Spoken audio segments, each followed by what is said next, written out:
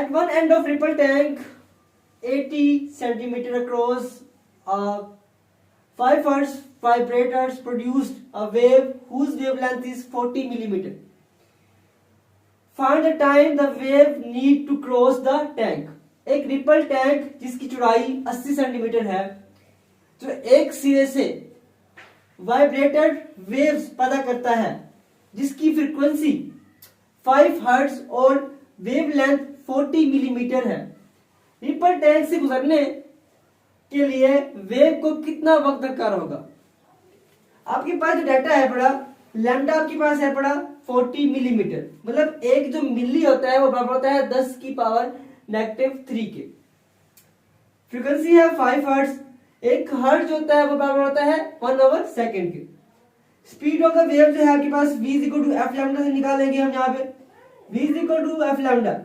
f आपके पास 5 है और आपके पास लैम्डा है वो ये है 40 है, तो इसको करेंगे मल्टीप्लाई, आपके पास क्या आएगा 0.2 मीटर पर सेकंड यहाँ पे आ जाएगा। और यहाँ पे जो d है वो है सेंटीमीटर में, डिस्टेंस होता है हमेशा मीटर के अंदर, तो इसको हमने क्या किया, इसको हमने डिवाइड कर दिया 100 के ऊपर, तो फिर हमारे पास क्या बना 0.8 मीटर बना। हमने टाइम t निकालना है, फॉर्मूला इस्तेमाल करेंगे v d over t। Calculation के अंदर अब सिंपल हमें क्या करना है, यहाँ पे t फाइंड करना है, तो t क्या आ जाएगा, t इस तरफ d over v, t is equal to d over v।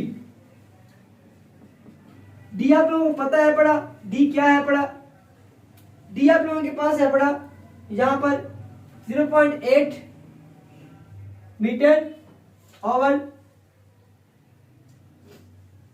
आपके पास जो v है पड़ा वो है पड़ा जी 0.2 मीटर पर सेकेंड। ये मीटर से मीटर कम हो जाएगा,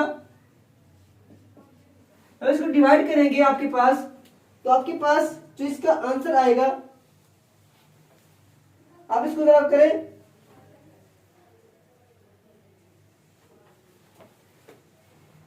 आप लोग मुझे बताएं कि इसका आंसर क्या आएगा।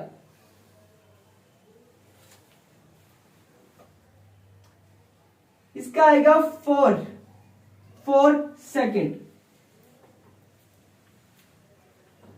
यहां पे सिंपल आप लोगों ने क्या करना होता है, आप लोगों के पास वैल्यूज होती है, आप लोगों ने एक फार्मूला करना होता है डिवेल्प अपने माइंड के अंदर, उस फार्मूले को इसके अंदर पुट करना होता है, लगाना होता है, और सिर्फ वैल्यूज को पुट करने के बाद आपने सिंपल इसको हल कर लेना। आप लोगों को इस चीज की समझ आ चुकी होगी, उम्मीद करता हूं।